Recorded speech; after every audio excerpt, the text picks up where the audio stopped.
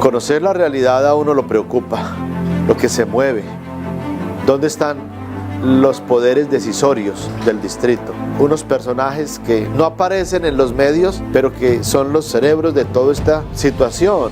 ¿Cuáles son esas causas estructurales de la violencia que hoy se vive y que se ha vivido durante décadas en Buenaventura? Que el Estado sea más honrado y menos corrupto, y ahí se acaba, porque los bandidos están allá. Los malos en este país no son los chotas y los espartanos, son los que están robando el presupuesto de la nación. Estas bandas se disputan el control del territorio, pero un territorio pobre, con muchas necesidades. Me decía Superboy, uno de los líderes que desaparecieron, parece que lo mataron, lo picaron. Toda la ciudad ya está dividida por los dos grupos. Aquí lo que hay es avaricia. Hay rumores todavía, persisten, sobre un incentivo económico que se le habría entregado a estas bandas criminales para que dejaran de matarse. No, eso no fue negociado en dinero. Fue un acuerdo entre las dos bandas de parar los crímenes. ¿Usted cree en este proceso de paz? No veo otro camino para la paz. Matamos a esos muchachos, los metemos a todos en la cárcel y ¿cómo se acaba el problema? Van a salir desde bajo las piedras, así bandidos por toda parte. Yo creo en la necesidad de que la fuerza pública tiene que ir con contundencia, que los bandidos no puedan dominar los barrios. Si llega eso, pero llega también los dineros públicos a pavimentar las calles, a hacer unas escuelas dignas, a generar condiciones para que vengan empresas a posesionarse, Buenaventura sería la Singapur del futuro.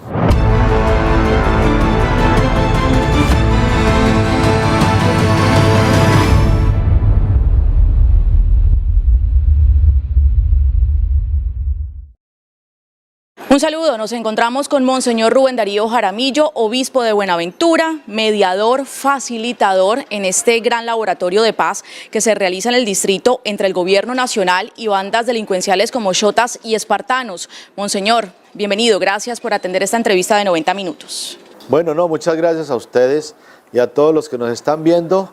Un saludo muy cordial para todos desde mi Buenaventura, bello puerto del mar, donde lo acoge a uno la brisa pura. Monseñor, usted es designado como obispo de Buenaventura, una ciudad azotada por la violencia, con varios problemas, con pobreza extrema. ¿Cuál es la situación? ¿Usted con qué se encuentra? ¿Cuál es esa radiografía en ese momento? Bueno, el 2017 fue un año que pasaron muchas cosas en la ciudad de Buenaventura, en el distrito, y fue todo el estallido del paro cívico del 2017, que terminó con azonadas. Eso fue como en el mes de mayo del 2017, donde por televisión veía cómo saqueaban supermercados, cómo destruían la ciudad, y los que estábamos en las otras ciudades, yo estaba en Pereira, veía las imágenes por televisión y uno se cogía la cabeza, decía, qué cosa tan horrible, pero al mes me nombran obispo. Entonces yo vine angustiado un poco porque ¿para dónde me habían mandado? Pero realmente cuando el nuncio me entrega la carta del Papa y dice, el Papa me ha nombrado como obispo de Buenaventura, yo sentí ese temor, pero él me dijo una cosa muy importante. Me dijo, Buenaventura ha tenido muchos problemas, tiene muchos problemas y va a tener muchos problemas. Entonces tranquilo, haga lo que pueda. Entonces ya me descansó y ya me vine con más confianza, porque cuando uno lo nombran cree que uno lo mandan como salvador, que va a arreglar todo, y mentiras. Uno aporta un granito, pero ese granito es importante. Decía la Madre Teresa de Calcuta, que la acción, cuando le decían a ella que lo que hacía, qué impactos tenía, decía, lo que hacemos nosotros es una gota en el océano, pero ¿qué sería el océano sin esa gota? Entonces es mejor hacer, y mi principio es mejor encender un fósforo que maldecir la oscuridad. Entonces es mejor hacer algo que no hacer nada, y por eso estamos comprometidos con este territorio. Por eso me hablaba usted de las lloradas en Buenaventura. ¿Cómo es el dicho? Bueno, aquí que en Buenaventura hay dos lloradas. La primera llorada es cuando uno lo mandan o lo nombran para Buenaventura. Los funcionarios cuando lo nombran para Buenaventura lloran, se entristecen y casi que los mandaron para un sitio terrible, para un infierno prácticamente. La segunda llorada es cuando uno se va a ir, porque uno se amaña, uno coge tanto amor a esta tierra, a este territorio, pero a la gente. Uno ve tantas necesidades y tanta oportunidad de servir y ayudar que ya a uno le cuesta ir como para otro lugar donde dice, no, hay mucha gente que ayude, déjenme aquí, yo quiero servir acá Y eso es un fenómeno que uno lo nota en muchos aspectos. Entonces viene la segunda llorada, que es la ida. En 2017, 2018 que usted llega a Buenaventura, ¿ya existían esas bandas que hoy conocemos como Chotas y Espartanos? Bueno, realmente como Chotas y Espartanos se inicia en el 2018. En ese momento la pelea se llamaba La Local y La Empresa. Es más o menos las mismas facciones, pero con otra connotación. Y había una ola de violencia terrible en el 2017, estaban matando mucho y picando a la gente. El obispo anterior, Monseñor Héctor Epalza Quintero, había denunciado las casas de pique, a él lo habían amenazado y eso había una zozobra en general. Pero sin embargo llegaba uno con todo el entusiasmo y con toda la buena voluntad de hacer las cosas y en el fondo era un reto básicamente lo que sentía yo en mi vida como persona y como sacerdote. ¿Cómo era la realidad violenta, la situación en medio de estas confrontaciones entre bandas que siempre ha existido en el distrito? Sí, habían, pero faltaba comprender el fenómeno.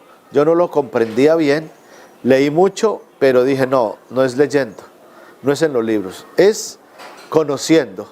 Y conocer es ir a tocar la realidad. Entonces dije, me hice un plan, me dije a mí mismo, 2 años me voy a meter, y comencé a visitar río por río, estero por estero, lugar por lugar, barrio por barrio, casa por casa, y visité y le di varias vueltas a todo el territorio durante 2 años para poder conversar con la gente, escuchar y mirar. Cuando ya más o menos entendí el fenómeno, ya dije, pues ahora sí puedo pronunciarme y comenzar ya a hacer una actividad. Y realmente ha venido como creciendo ese conocimiento de esta realidad, de lo que sucede, las lógicas que hay debajo de lo que aparece en las noticias. ¿Qué se encuentra usted en esos recorridos? ¿Cuál es esa realidad que ve, que descubre? ¿Qué es lo más difícil? No, conocer la realidad a uno lo preocupa, lo que se mueve, dónde están los poderes decisorios del distrito. Unos personajes que no aparecen en los medios, pero que son los que dirigen los cerebros de toda esta situación. Ni en los carteles. No, esos no aparecen en los carteles, aparecen los que son, digamos, unos símbolos de violencia, pero hay unos poderes detrás que están ocultos y que a uno son los que le preocupan. Pero también, no solamente vi eso, lo que vi fue una serie de maravillas y oportunidades que tiene el territorio, descubrir el futuro que tiene este territorio en el turismo. Todo, el turismo está por empezar. Segundo, en el tema de darle valor agregado a lo que produce, por ejemplo la madera. Aquí sacan las maderas, todos los días salen 20, 30 camiones con madera para las ciudades y después nosotros vamos y compramos muebles allá. Ese valor agregado lo deberíamos haber tenido nosotros. Lo mismo pasa con el mar, todo lo que son los mariscos. Todo esto lo sacamos y lo vendemos. Después vamos a un restaurante a Cali y pagamos carísimo un plato que nosotros aquí vendimos muy barato. Y así pasa con todo. Y la gente, el deporte, la capacidad en la cultura, en la música, en la poesía. Aquí hay mucha poesía. La capacidad, por ejemplo, para las matemáticas que tiene la población afro es inmensa. Son capacidades que no he visto en otra parte. Entonces, digamos, nosotros estamos llorando encima de un tesoro y nos peleamos por egoísmos, por orgullos y no nos damos cuenta de lo que estamos perdiendo. Y hay otros que sí se están dando cuenta. Por eso le apostamos a la paz, al desarrollo integral y a este territorio que los gobiernos anteriores, digamos, todos los gobiernos que han existido aquí en esta ciudad, no han tenido, y en el país, no han tenido a Buenaventura en el puesto que corresponde, ni al Pacífico colombiano. El día que vean los grandes desarrollos de los países, empiezan por las costas, y especialmente en los puertos. Ese es el único puerto que está subdesarrollado, el puerto más grande que tiene el país, y una ciudad que está colapsada, cuando debería ser la ciudad que jalonara el desarrollo no solo del Valle, sino del Colombia. Usted ha hablado de un poder oculto tras estas bandas delincuenciales y criminales. ¿A quiénes se refiere ese poder? ¿Quién lo maneja? ¿Políticos, empresas? instituciones, fuerza pública. Usted lo dijo, hay muchos poderes, hay muchas personas, instituciones, que les interesa que esto no se arregle, que esto no mejore. Hay gente que no le gusta que mejore, porque tienen cooptadas las economías. Entonces, todos los productos de la canasta caminal tienen un dueño, de la canasta familiar. Entonces, el que importa tal producto, no le interesa que venga una competencia. Entonces, él es el rey y tiene una población de 500.000 habitantes de Buenaventura y de 1.200.000 con los que están hacia el Chocó, hacia el Cauca y Nariño, que es Buenaventura la que surte todos estos pueblos, veredas y poblados que hay. Entonces es un mercado legal inmenso. Ahora, a los del mercado ilegal sí que no les conviene que esto mejore, porque no van a poder pasar la droga, las armas. ¿En qué momento comienza usted a involucrarse o mejor a intentar mediar en esta situación de violencia? Papa Francisco nos deja una tarea a nosotros los obispos y nos pidió, por favor, necesitamos obispos, pastores de la Iglesia Católica que huelan a oveja, Y eso a mí siempre me llamó la atención, oler a oveja. Cuando yo estaba en Pereira, yo era párroco, y yo no entendía qué era oler a oveja, porque en Pereira no hay ovejas. Entonces fui a un pueblito de Caldas y me regalaron una ovejita enferma, chiquita, enferma. Y yo me la llevé para la parroquia. Y esa ovejita la fui criando y la curé. Y se enamoró de mí esa ovejita y caminaba conmigo. Y yo en la misa de 12 salía con ella en un lacito para la misa. Y debajo del altar le echaba cisco y los niños iban a sobar la ovejita. Y atraía niños. Entonces les hice que los niños fueran disfrazados de pastorcitos para que me cuidaran la ovejita. Y el niño más juicioso llevaba la ovejita con el lacito. Entonces hacía una procesión ya por el barrio. Era tan larga que eran más de 200 niños los que iban disfrazaditos de opal. Todos por estar cerca de la ovejita. Pero la ovejita cuando se acababa la misa se iba para su corral, en la casa cural que tenía muy grande, en la parroquia Santa Teresita en Dos Quebradas, Risaralda. Y entonces la ovejita se echaba en su corral y sus necesidades las hacía en el corral y ella se echaba encima. Entonces, como la lana es tan gruesa, se impregnaba. Y ahí fue cuando yo entendí qué significa oler a oveja. Entonces, si el Papa nos dice oler a oveja, yo dije, uy, esto está muy serio.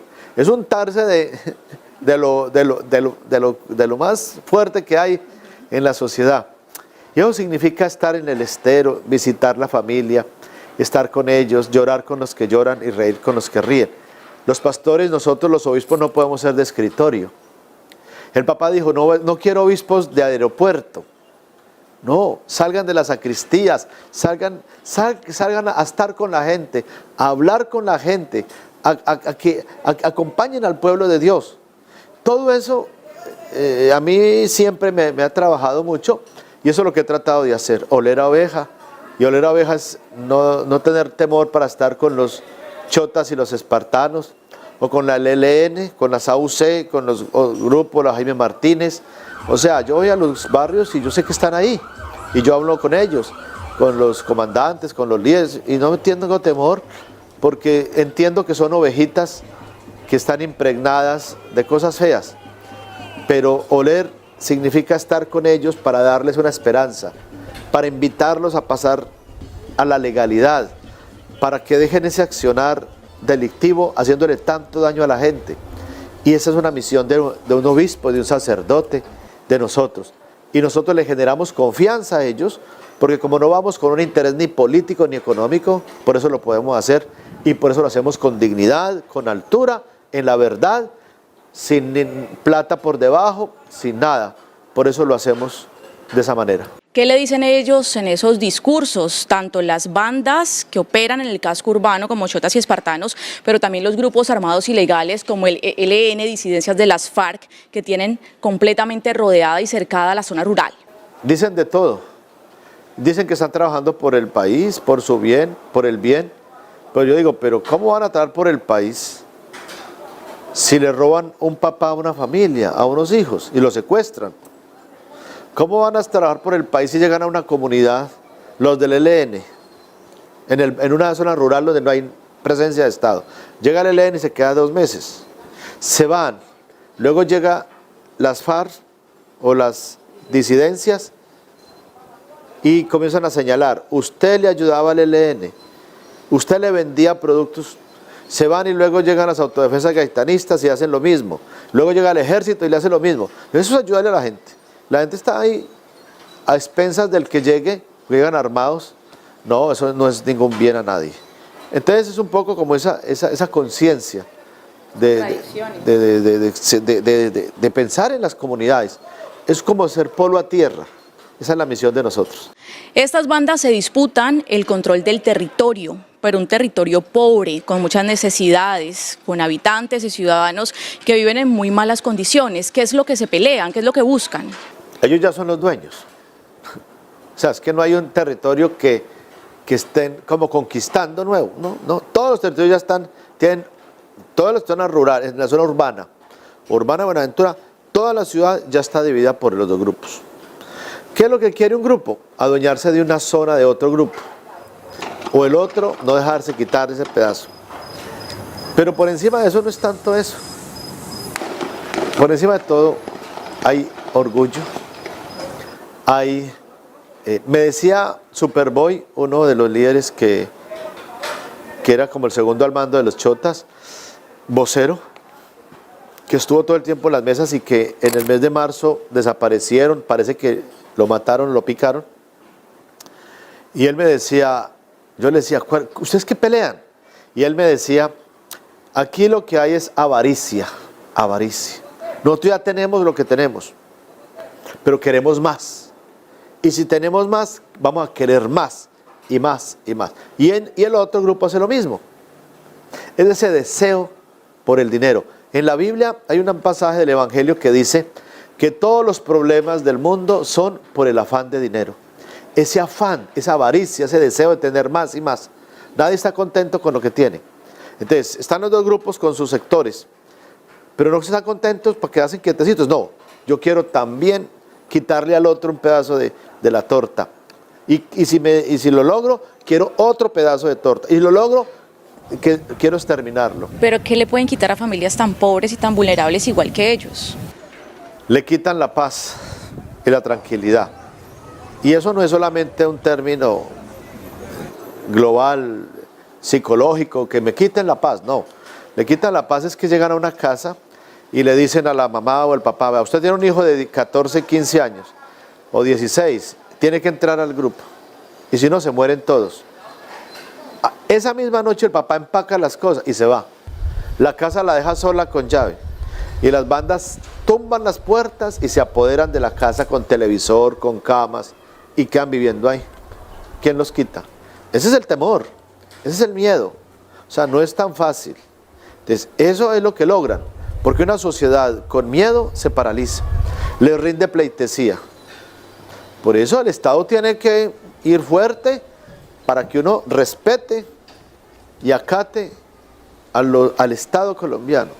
Pero en esos sectores más pobres, ellos son los que tienen el mando y la autoridad. Y extorsionan, me imagino que una de esas cosas es sus ingresos. Toda tiendita. Mire, si alguien va a construir un segundo piso, porque una prima o porque le giraron plata o por algún dinero que le entró, la familia quiere hacer un segundo piso, le cobran 5 millones de pesos por el permiso para dejarlo hacer. Para ahí se le van los materiales. Si alguien va a vender una casa y dice, ¿se vende esta casa? Ahí mismo llegan y dice, usted tiene que pagar un impuesto si la vende. Y al que la compra tiene que pagar un impuesto a ellos si la compra. Entonces las casas no pueden ni vender. Pero toda tienda, todo negocio, toda acción económica le genera a ellos un ingreso, más el narcotráfico. ¿Cuáles son esas causas estructurales de la violencia que hoy se vive y que se ha vivido durante décadas en Buenaventura? El narcotráfico no es tanto estructural. Lo estructural es la situación de falta de Estado que ha habido en esas zonas. O sea, el Estado no ha llegado. No ha llegado el Estado en el tema educativo. Los muchachos de unas escuelas con unas canchas, unos baños feos, hacinamiento. Entonces no hay estímulo. Segundo, no hay campos deportivos. Tercero, no hay salud, no hay sistemas de salud adecuados. Cuarto, principalmente, no hay fuentes de ingresos económicos, no hay empleo. Entonces todo eso se junta, además de una desintegración familiar muy fuerte, hace que un muchacho no tenga futuro, no sabe para dónde mirar, no sabe qué hacer. Entonces termina con una opción de entrar a un grupo, facilita en su barrio. Digamos que esa es la estructura social que hay que mejorar, pero no es lo único. Claro que el narcotráfico también ha permeado todo eso, pero el narcotráfico no es solamente entrar a pasar cocaína como mulas o cuidar la droga. El narcotráfico es una mentalidad, es una manera de pensar. Eso es lo que ha dañado la sociedad colombiana, no de Buenaventura, de Colombia. Y es pensar que se puede conseguir mucho dinero con poco esfuerzo. Es una manera de pensar, una manera de pensar, que no piensan así los países desarrollados. Se sabe que con mucho esfuerzo hay un buen éxito. Aquí, entre menos esfuerzo y más plata, es el ideal. Entonces los jóvenes, ¿para qué estudio y para qué trabajo? Un mes para ganarme 1.200.000 pesos, si en un viaje de 8 días a Centroamérica llevando una droga, acompañando una lancha, me dan 5 millones. Me lo gano en 4 o 5 días. Es que es el tema. Ese sueño es ideal de tener mucho y exhibir mucho. Un buen carro, joyas, licor, sexualidad desenfrenada. Esa manera de pensar es la que está destruyendo la sociedad y la que hace tanto daño. ¿Cómo es ese reclutamiento de menores, de jóvenes? Ya lo hablábamos un poco. ¿Cuál es el accionar y el actuar de esas bandas criminales para reclutarlos? Las bandas criminales, pues realmente menores, digamos, menores de 18 años hay, pero no tanto de 13, 14 años. Son jóvenes que les dan algo a cambio simplemente de avisar que va alguien, entra al barrio, entonces toman fotos o por un celular, hacen parte del sistema delictivo, aunque no tengan armas como tal. Eso hay sus familias, las mujeres de ellos, o sea, las mujeres, las hermanas, la mamá, hacen parte como de todo ese grupo que nos da tristeza que son muy maltratadas, porque esos muchachos tienen armas, son fuertes y abusan, digamos, de la mujer. Entonces eso nos preocupa, es la integralidad de la sociedad. Buenaventura ha pasado por muchísimas rachas violentas. A finales del año pasado dice el gobierno nacional que se va a convertir en un laboratorio de paz urbana, un modelo, un piloto a nivel nacional. ¿Usted cómo recibe esta decisión? ¿Lo buscó? ¿Fue el gobierno nacional el de la idea? Bueno, realmente no fue el gobierno nacional, no. Lo que sucedió fue que el gobierno del presidente Gustavo Petro, cuando se posesiona, lanza la propuesta de la paz total, pero lo lanza como propuesta, pero no estaba desarrollado. Algunos líderes de las cárceles, de los grupos de narcotráfico fuertes y de bandas criminales del país, le enviaron una carta al presidente mostrando su deseo de entrar en el conocimiento de eso, que querían saber más de eso, cómo podían hacerlo, que apostarle la paz desde ese ángulo. Además, porque la paz total significaba incluirlos a ellos en esos diálogos, porque antes solo se dialogaba con los grupos insurgentes, pero ellos que no son grupos insurgentes, no había campo para ellos. Abrirles esa ventanita era importante y ellos quisieron aprovechar como oportunidad. Bueno, sabían cómo. En Buenaventura, pues los dos grupos que hay se comunicaron conmigo para ver si los podía acompañar en ese proceso, para indagar y conocer y avanzar y generar confianza. Pues desde eso los acompaño yo desde septiembre del año pasado. El presidente se posesiona en agosto y en septiembre comenzamos esos encuentros que han ido avanzando, digamos, generando confianza. El presidente en diciembre a esa experiencia de Buenaventura le llamó Laboratorio de Paz, a lo que ya veníamos, porque era un diálogo con ellos para escucharlos, saber sus dificultades, sus dolores, qué querían, para mirar si había una voluntad legítima de querer la paz o no. Y eso había que probarlo. Por eso en septiembre mismo les dijimos que hicieran demostración de querer la paz. Y fue cuando las dos bandas, los dos grupos decidieron no agredirse entre ellas. Y desde septiembre hasta marzo más o menos, tuvimos 7, 8 meses donde bajaron los índices de violencia en un porcentaje supremamente alto. La ciudad recuperó la actividad económica, turística, social, las fronteras invisibles se acabaron. Hubo meses completos en que no hubo ni un asesinato y esto llamó la atención.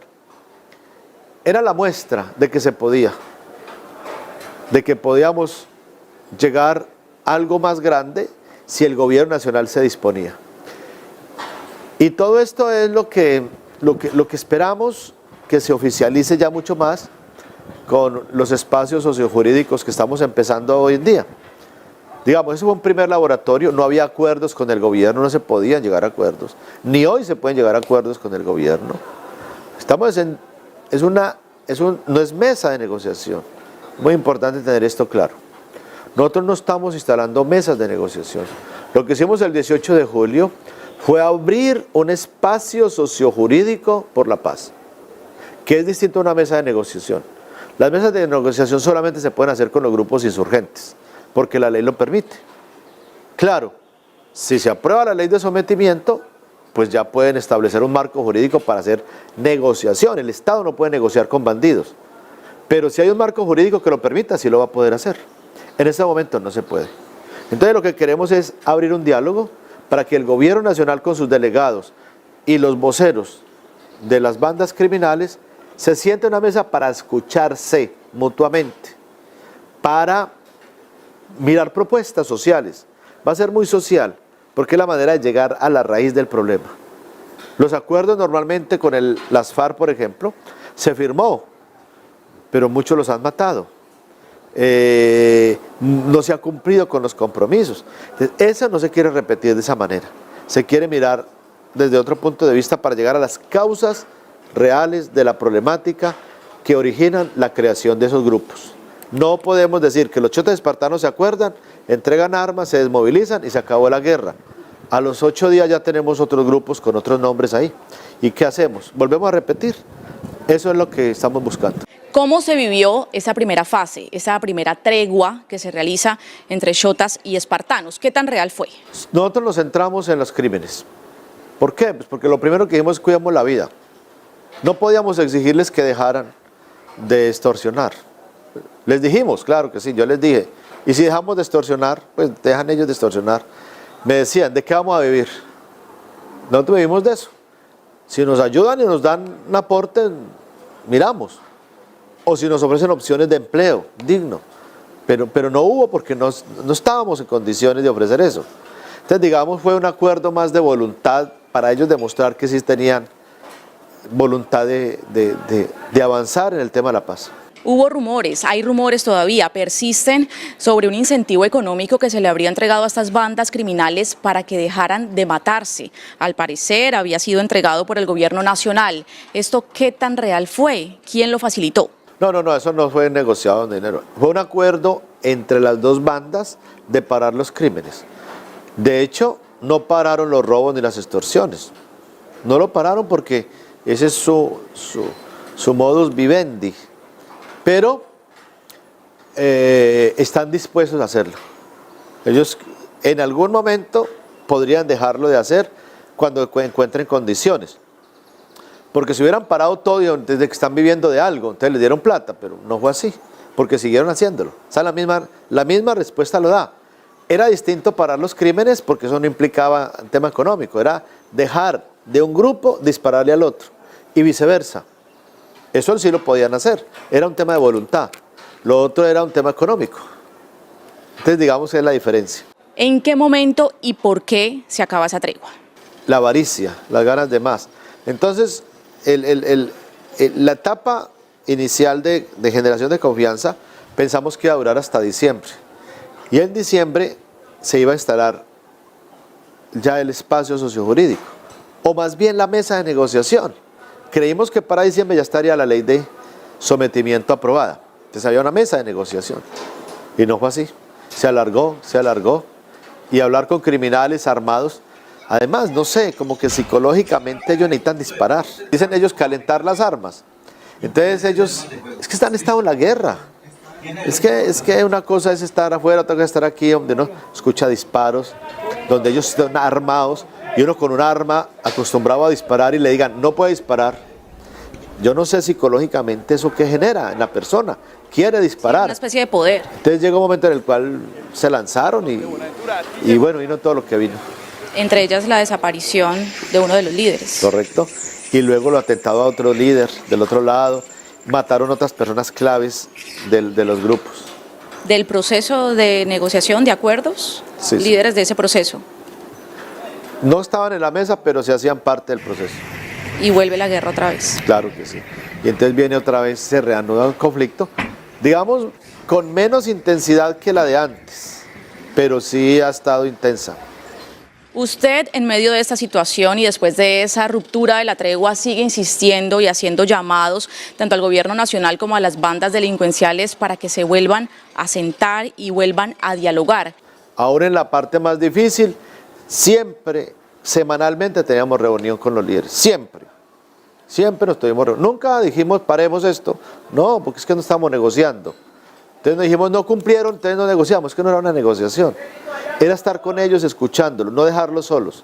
Porque es que la confianza es eso, no es solamente cuando está bien, sino cuando está mal la cosa. Y eso fue lo que hicimos. Entonces nunca dejamos de reunirnos con ellos. Simplemente que estábamos creando condiciones para que diéramos el paso a ese espacio sociojurídico que ya se instauró por parte del gobierno nacional. El gobierno a mí me ha delegado para esos diálogos, para poder blindarme jurídicamente. El único pues de Buenaventura, para unirme con las bandas, no de Buenaventura, sino del país, y por eso lo estoy haciendo también.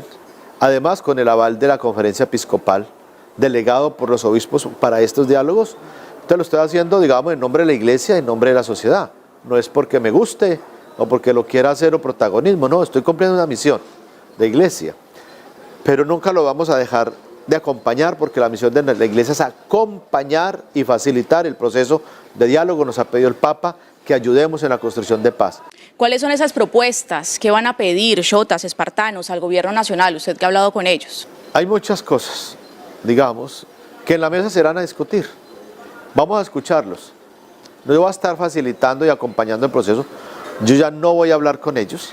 Tienen que hablar es el gobierno, el Estado, los delegados del gobierno. Los delegados de los van a hacer el diálogo entre ellos. Estará la ONU y la MAP OEA también ahí como testigos, y nosotros acompañando. Pero el diálogo tiene que ser ya con el gobierno, ya es delegados del gobierno nacional. Y sobre muchos temas, especialmente temas sociales. Oportunidades, educación. Empleo, generación de ingresos, vivienda, salud. Todos los temas sociales son parte de la mesa. Usted ha recibido amenazas contra su vida desde hace varios años, incluso al comienzo cuando llegó. ¿Esas amenazas se han incrementado en medio del proceso? ¿Usted ha pensado en retirarse, renunciar, salir de Buenaventura? Es parte de esta vida, ¿qué hacemos? El que se atreve a hacer algo, resulta que es el malo. Dicen por ahí que al árbol que da más fruto le tiran más piedras.